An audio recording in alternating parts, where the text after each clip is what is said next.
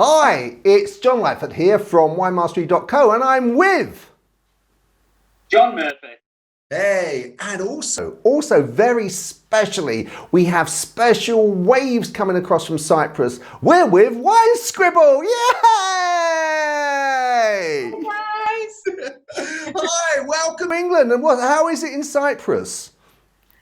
Well, it's quite warm now. It's about 27 degrees. Luckily, the relaxing measures, we're allowed to go for a walk on the beach. So, as far as I'm concerned, that's it. I'm happy. Yeah. Oh, wow. 12 degrees here. 12 degrees. Wow. Temperature for me. Really? Are we there, John? What was that? That's perfect temperature for me. 12 degrees, I'm happy with that. But my ginger skin doesn't take the sun very well. I thought you had ginger hair. Did that as well, thank you. Oh, John, you're just too cool. I know. That's his trouble. He's just far too cool. Far too cool. I'll live with that. So we're gonna talk about Cabernet, and we've each chosen a different Cabernet from a different country. We did liaise to make sure we didn't clash. In other words, buy the same one from the same country. So, and WineScribble, you're always brilliant at this. Let me kick off with a little fact about Cabernet Sauvignon. As I understand it, Cabernet Sauvignon is a cross between Cabernet Franc and Sauvignon Blanc. And it was first introduced in the mid-1600s in the Bordeaux region. That's excellent, John. I have nothing to add to that. Well done. Well done. You've done your research. I am very, very impressed. Well, normally I wouldn't do the research, but I know you always know all the facts. So I thought we also looked like we knew a couple of facts. I also checked out who produces, what country you can get Cabernet Sauvignon from, and I ranked them in order of their production. So number one is France, number two is Chile, number three is the USA, then Australia, then Spain, then China, then Argentina, then Italy, then South Africa, and then the rest of the world. Cyprus is not on that list. No, that's not on that list, no. But it's in the other, I guess. I mean, I don't, is it a large part of Cyprus that produces Cabernet Sauvignon? I mean, because you have all your own home grapes, I'm not sure that you would have that many Cabernet Sauvignon. Well, okay, so we went through a period in the 80s, unfortunately, and the 90s when they uprooted a lot of the local grapes and replaced them with international grapes. But that trend is now being reversed, and people are rediscovering the local grapes and are enjoying working with them. But there was a lot of Cabernet Sauvignon, and the vines are still there, and it's a really good grape, always delivers, So we do grow a fair amount of Cabernet Sauvignon in Cyprus. Okay, so of course, sorry, relative to size, and it's a tiny island, so yes. California, yeah. It's easy to get. It's not a struggle to find a vineyard in Cyprus that will be producing Cabernet Sauvignon. It's easy to get in that respect. Yeah. Yes. And I've also in my research found that in terms of the taste will change depending on whether it's grown in a cool or a hot climate. And so it starts off in the cool climate with red currant, moves to black currant, black cherry, and then blackberry. And so where would Cyprus be in that, do you think? Is it midway? Is it sort of like the black curranty sort of taste, or? Well, so if I may be allowed a little bit of bias. The amazing thing about Cyprus is that you get 320 days of sunshine, but the grapes are on mountains that are 1,000 meters above sea level, 1,500 meters above sea level, and that means that you get high acidity and you get cool temperatures, but you also get a lot of sun. So it's actually a very unique blend of the two, because you get fruit, but you also get acidity and tannins, and it's actually quite an interesting example of a Cabernet Sauvignon. So you don't get the sort of soft fruitiness that you get from a lot of sort of California Cabernet Sauvignons, where there's all that heat, because even though Cyprus is a very hot country, up in the mountains it's not so hot. Snows there, John, you'd like it. Oh, John would love that. Maybe, yeah. It's fun snow. It's not snow like Yorkshire snow where you essentially go into lockdown. It's not like that. The sun is shining and everybody is just sunbathing in the snow. It's really, really good. Oh, I like the Yorkshire snow. What is Yorkshire snow? special. So do the mountains where it's grown, are the mountains in a special, is it sort of south facing, southeast facing in order to get the sun, or do they grow all the way around?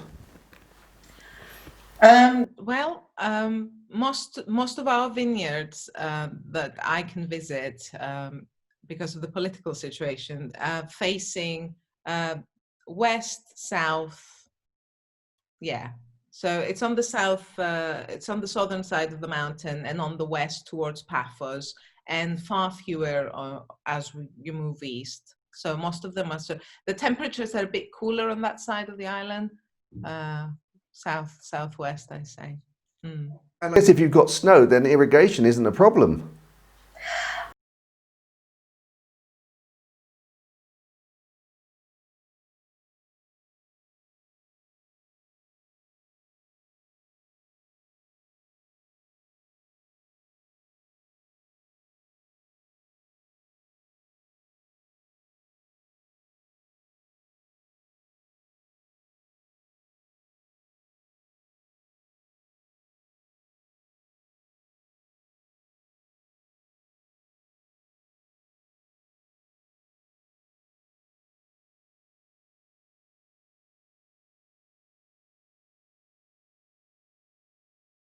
Look at we just get the snow and the rain and the thunder.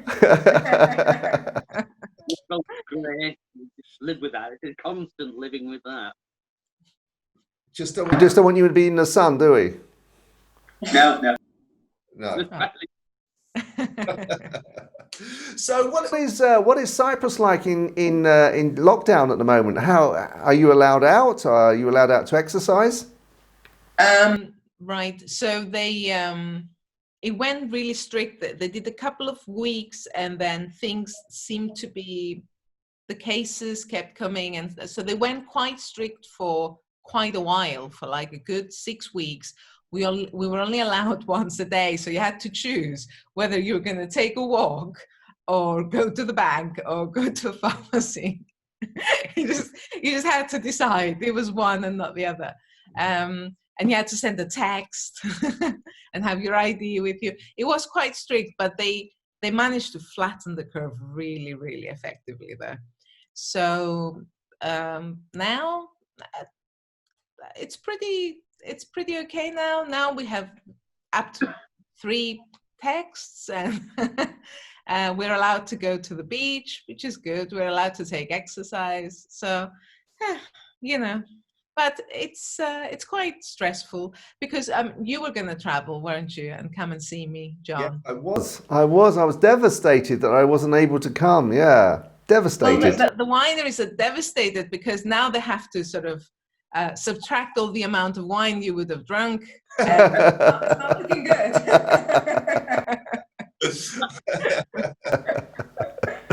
Yeah, it have to be next year, I guess. Now it have to be next year. Yes, well, I'm looking forward to it. But yes, the fact that no tourists are coming, the airports are still closed, hotels, restaurants, that's a big reduction in wine that can be consumed, you know. So I don't know. Yeah. So do you know if the vineyards are actually suffering financially? I mean, I guess everyone is suffering financially, but is it likely to cause any sort of severe problems in terms of wasted crops or anything like that? I think it might. I think it might, because if they can't sell 2019 vintage because the restaurants are not open and the hotels are not open and the bars are not open, so if that keeps going and no one really knows, you know, it's already nearly summer. The tourist season has started, but there are no tourists. So, I mean, if everything goes back to normal in June, sure, but if that doesn't happen, and you know, it doesn't look like everything is going to go back to normal, if that doesn't happen, I don't know what they're going to do with this year's harvest. You know, where is this year's harvest going to go? I don't know. I'm quite worried about it, but I don't know. Let's hope. Yeah, I hope that they're able to, maybe if they can't sell it at home, maybe they can sell it by exporting it perhaps, because but I guess maybe Cyprus probably won't be the only country to have that issue with tourists not arriving and so the consumption being down. Yeah, I think, but this is what's so unique about this situation, because it's the entire globe. So every wine producing country, I imagine, has very similar problems right now. So, yeah, I don't know. Well, I know. Well, John will be able to actually confirm, I guess, that I think our consumption has gone up of wine, hasn't it, John? Oh, definitely. What we're noticing in this whole lockdown thing is, you know, people look at essentials. Now they're just saying go to the pharmacy, or to the grocers and get whatever you want. That is essential. That's one of the biggest things we've seen as an essential has been alcohol. Obviously, wine being on the top of that list. It's been it's true. Like we've opened we've opened ourselves to doing home deliveries. So a lot of people have been calling us, and which believe it's been quite good, because a lot of people obviously want the wine and they want some nice wines, but because a lot of people have been locked down, they're not spending money as such. They've got a little bit of money in the back pocket. It's been brilliant, because a lot of people said, right, I want you to bring me wine, but I want you to treat me. I want something nice. You know, we've been stuck in for this amount of time. We want something decent. And they'll say, like they do to most people, I like this, I like that. Show me something different, and show me something. I'm willing to spend a little bit more money. And it's been nice that people have actually kind of gone outside the box and trusted us to give them something different. And so far, everything's been good. We've come with some, and it's been nice letting people, you know, run out of that box a little bit and move away from their everyday.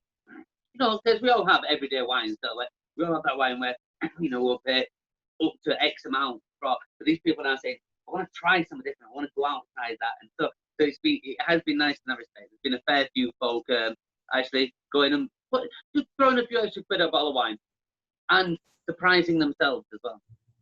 That's very good, and that's the beauty of wine, isn't it? Because we should taste, we should get out of our comfort zone and move, you know, other price range, other country, different grape. Yeah, well, it's all very, if people don't know, it is a minefield about where you should go. Let's say if you are going to spend the extra 3 or 4 quid, where are you going to spend it? But who's going to tell me? How do I know? So I think things like what we're doing, it's nice to be able to just push people in that direction. Go on, give it a go. You might like it, you might not. It is that whole thing. And then what you get back from that is it's usually brilliant. Usually, it's very few and far between where people say, "Oh, I didn't like it." But, you know, it's good. Yeah, from our respect, it's good. Well, that's good. So you've been tempting people, have you, John? I've been tempting people for a long time, my dear. Oh yeah. Oh, sorry. Yeah. People with wine, and it's great. It's opening people. You know, it might just be that extra couple of pounds or something which people are not willing to usually spend, and now they're thinking, let's go for it, and they've gone for it, and it's opened their eyes. There's no turning back once you start experimenting with wine, really.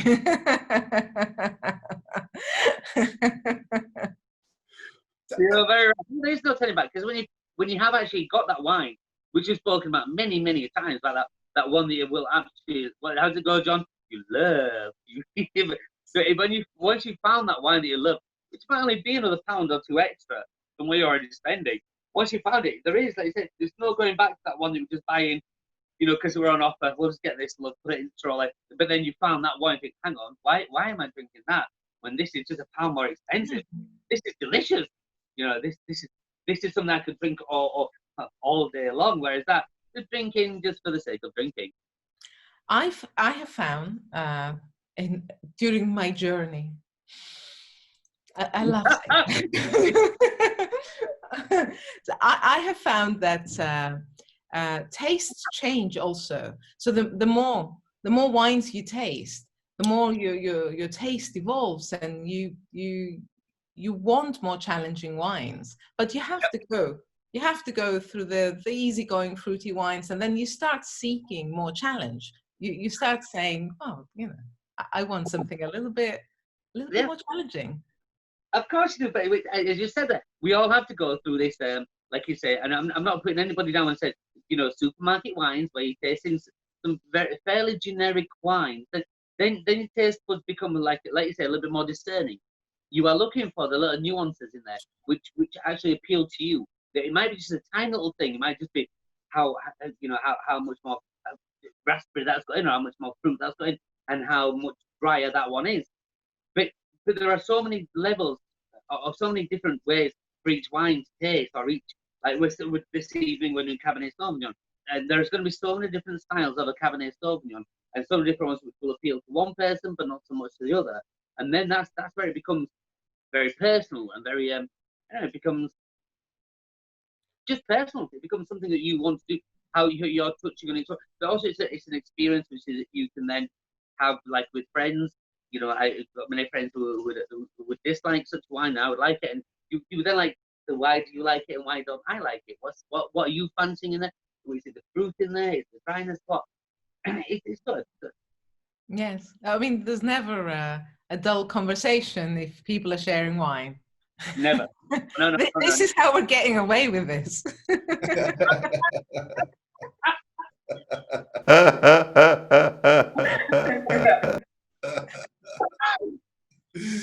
So in terms of Cypriot wine, I've been watching with envy your fantastic videos, and I am so surprised at the number of various wines that are, and I think it's a common thread throughout the wine world that everybody is so passionate about it, and the guys and girls that you've been interviewing, their passion for developing the wine is just like it is extraordinary. I find especially the young generation of winemakers are really determined to showcase the best of Cyprus wine. I have a lot of friends in the space, and they all, the way they talk about their work, the wine they make, it's like a baby. They're bringing it up. They want the best for every single wine they vinify. It's really inspiring and touching to speak to them. Yeah, it comes across that way. Actually, they are very passionate. So in terms of they're not in terms of the grapes. Are there some now that are being grown that you haven't got to mature state where they can actually be harvested? Are there some new ones coming? Well, new old ones coming along? John, you're gonna have to rephrase that so it's a question. Okay.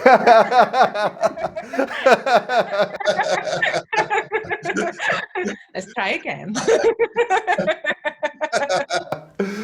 So what I was trying to say was that because the young are bringing in all of the old grapes to produce a wine, that was around presumably a lot in Cyprus, but are there any new ones that they're introducing which may have been around 100 years ago but have since stopped being produced, but they've actually reintroduced? Are any coming along like that? Yes. Actually, we are currently going through such a beautiful period because about, I believe it's 12 local grapes were rescued a couple of decades ago.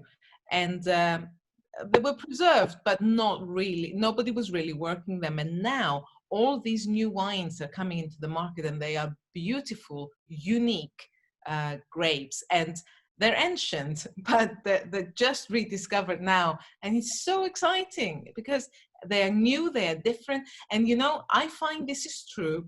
I mean, obviously, Cyprus grape varieties, yes. But whenever I've tried small grapes, let's say, local grapes from Italy or from Greece that are not really the big international champions, some really unique aromas that you just don't get anywhere else. You know, like, for example, the Greek grape Xinomavro smells like tomatoes and olives. That's crazy. You don't get that anywhere else. And I think it's time to break the canon, you know, because yes, and we are tasting a Cabernet Sauvignon tonight, but I believe the French dominance in all things wine should maybe start coming to an end now, because I think there are a lot of small grapes everywhere, Sicily, Sardinia, that are really, really worth exploring. And of course in Cyprus, yes. I'm so in love with all the new grapes now. We have Promara, Morocanella, Spurtico. I can't wait to have you over, John, to share them all with you. I can't wait to be there, believe me. I can't wait to be there. Next year, maybe even John can join us. You never know. You could put on a big floppy hat. Oh, John, we have these traditional umbrellas. They're like crochet, really beautiful. Yeah. And they protect sensitive skins from the sun. And you just... I've got 4 of them in my cellar. They're like a little parasol. They're called a parasol. Yeah, parasol. Can you just picture yourself running through a vineyard? Keep talking, keep talking.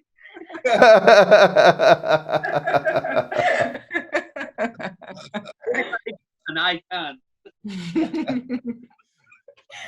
Well, one of the reasons that we went for Cabernet Sauvignon was that we needed to have a grape that was the same for all of us, that you could buy in Cyprus and we could buy. And John and I would love to taste some Cypriot grapes, wouldn't we, John? Absolutely love to.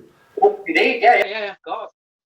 So where yours, I assume WineScribble, that yours is from Cyprus. Yes. Yes, indeed it is. It's the Cabernet Sauvignon from Paphos. And I really, really love it. It's such a rich wine, you know, like the tannins, the fruit, the acidity. It's a bit late for a steak, but it's got this beautiful capsule that makes me think, you know, rare steak. And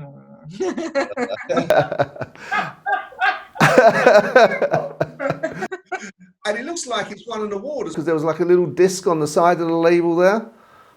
Yes. So this particular one is Monaco, actually. Yeah, it wins something every year, really. This Cabernet Sauvignon, very gifted enologist, and she's her name is Aphrodite. I have actually made a video. I'll leave a link in the description below. I've interviewed her, and she's very passionate about this. Aphrodite Constantinou, Vasilgon Winery, very, very talented, very dedicated, very passionate enologist. Hashtag women in wine.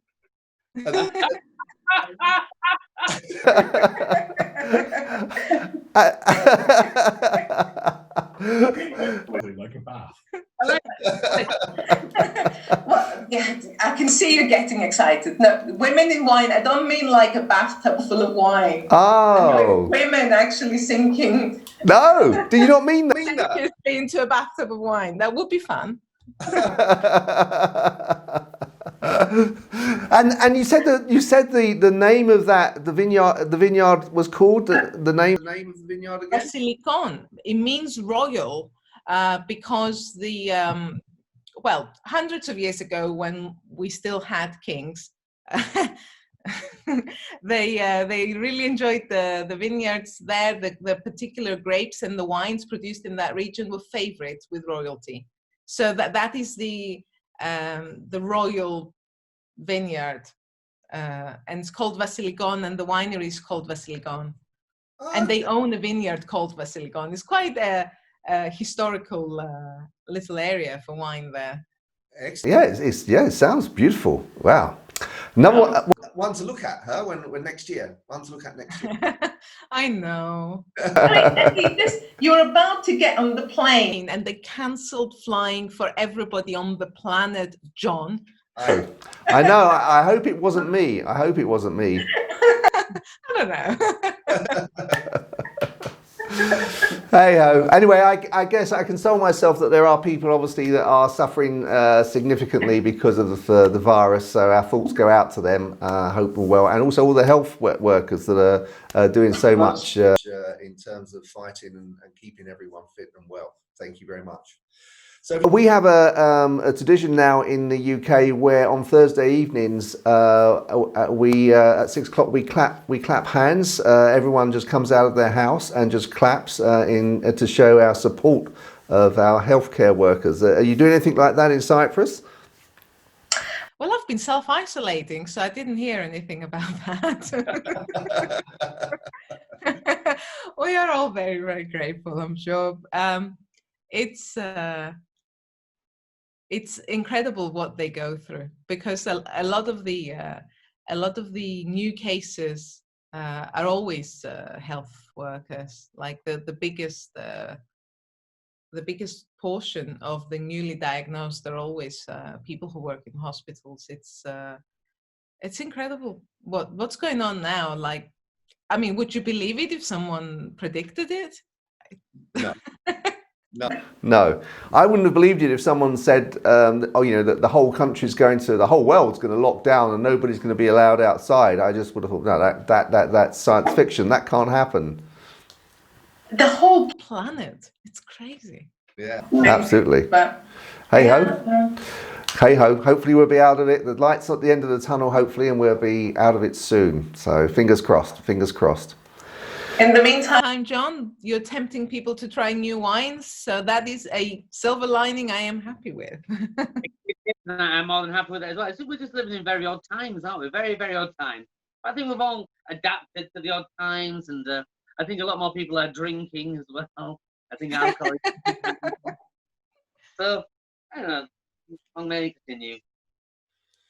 Well, but we have this wonderful technology, right? So I'm glad if this was going to happen, I'm glad it's happening in 2020 and not, I don't know, in 1984. Well, we're quite lucky if we think about it. In fact, we're more than quite lucky. We're very lucky. Yes, and if it had been 1984, I would have been the only one that would have been old enough to legally drink.